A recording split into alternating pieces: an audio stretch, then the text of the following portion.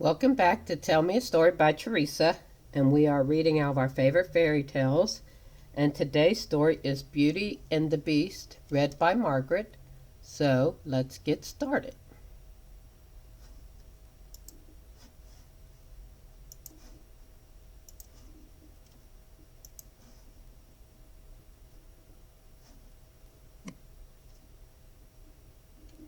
There was once a merchant who had 3 daughters, the youngest of whom was so beautiful that everybody called her Beauty.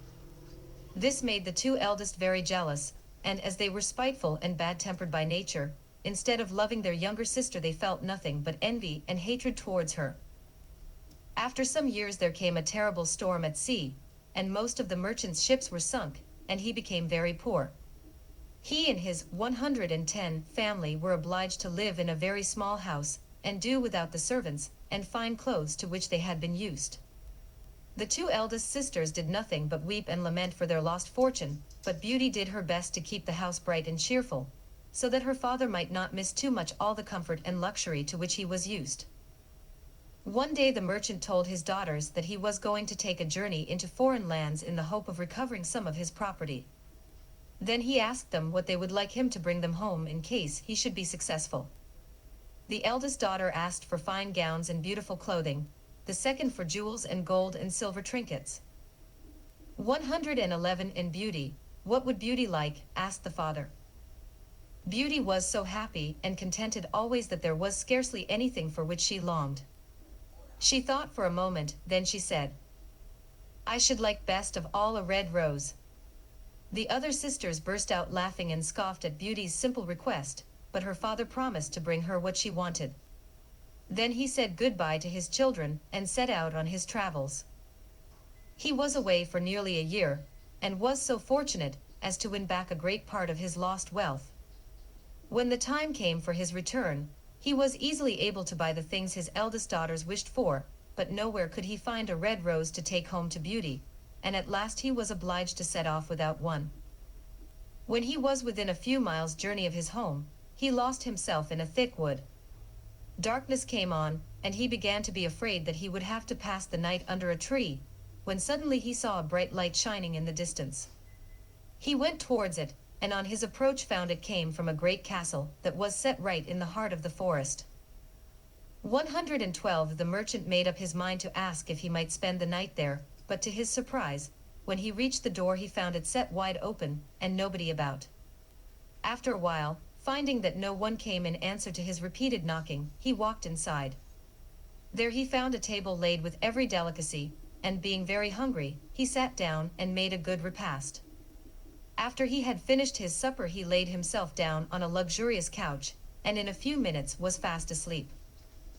In the morning, after eating a hearty breakfast, which he found prepared for him, he left the mysterious castle, without having set eyes on a single person. As he was passing through the garden he found himself in an avenue of rose trees, all covered with beautiful red roses. "Here are such thousands of flowers," he said to himself, "that, surely, one bud will not be missed," and thinking of Beauty, he broke off a rose from one of the bushes. Scarcely had he done so when he heard a terrible noise, and turning round, he saw coming towards him a hideous beast, who exclaimed in an awful tone, 113 Ungrateful wretch!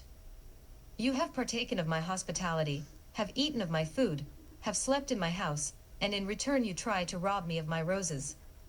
For this theft you shall die." The merchant fell on his knees and begged for pardon, but the beast would not listen to him.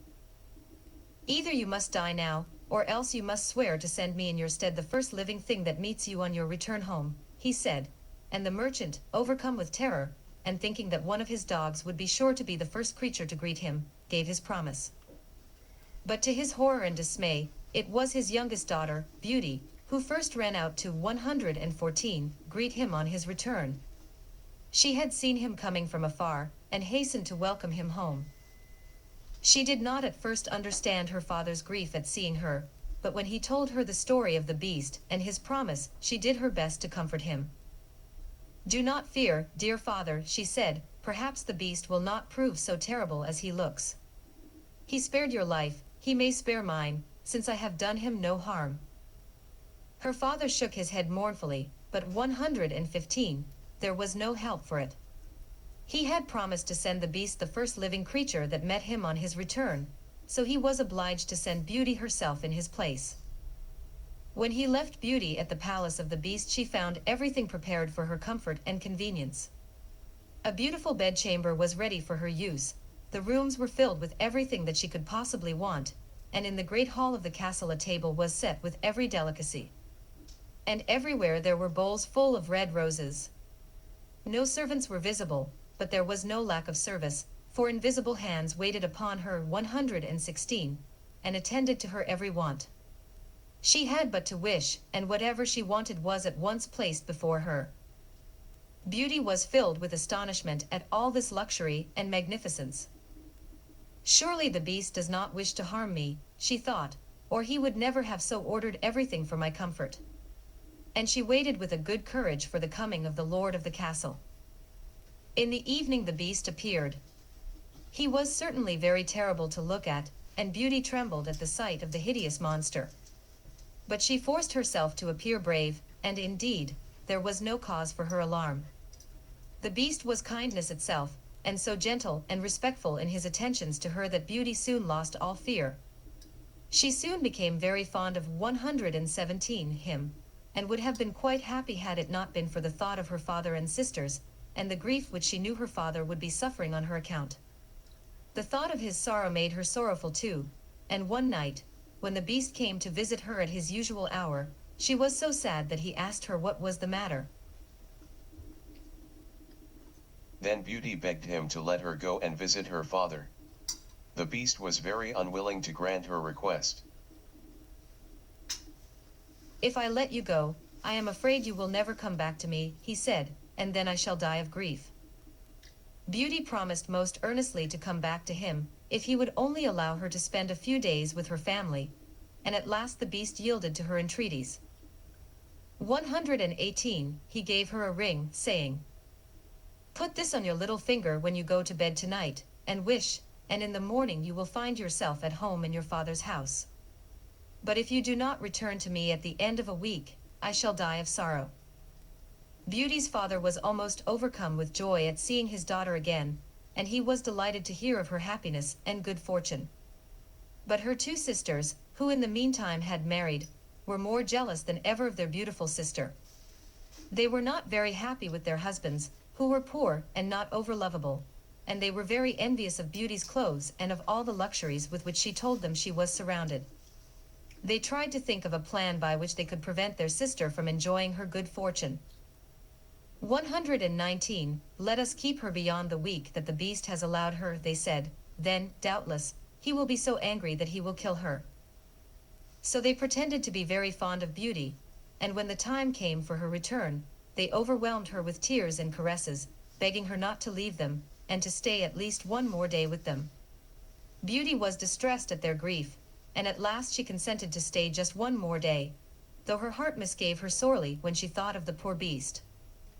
That night, as she lay in bed, she had a dream. She dreamt that she saw the beast dying of sorrow at her forgetfulness, and so real did it seem that she woke up in an agony of dismay. "How could I have been so cruel and ungrateful?" she cried. "I promised faithfully that I would return at the end of the week. What will he think of me for breaking my promise?" Hastily rising from bed, she searched for the ring the beast had given her. Then putting it on her little finger, she wished to be at the palace of the beast again. In a moment she found herself there, and quickly putting on her clothes, she 120 hurried out to look for the beast. She searched through room after room, but nowhere could she find him. At last she ran out into the garden, and there, on a plot of grass, where he and she had often sat together, she found him lying as if dead upon the ground. With a bitter cry she sank on her knees beside the poor beast. "Oh, beast, my dear, dear beast," she cried. "How could I have been so cruel and wicked and unkind? He has died of sorrow as he said he would." And the tears fell down from her eyes as she spoke. Overcome with grief and remorse, she stooped down and tenderly kissed the ugly beast. In a moment there was a sudden noise, and a 121 Beauty was startled to find that the ugly beast had vanished. The beast was a beast no longer, but a handsome prince, who knelt at her feet, thanking her for having broken his enchantment. A wicked fairy, he said, condemned me to keep the form of a beast until a beautiful maiden should forget my ugliness and kiss me. You, by your love and tenderness, have broken the spell and released me from my horrible disguise. Now, thanks to you, I can take my proper form again. And then he begged Beauty to become his bride. So Beauty married the prince who had been a beast, and they lived together in the castle and ruled over the prince's country, and were happy ever after. So I hope you enjoyed this story about Beauty and the Beast. And if you did, come back tomorrow and we will have another story. So until then, bye.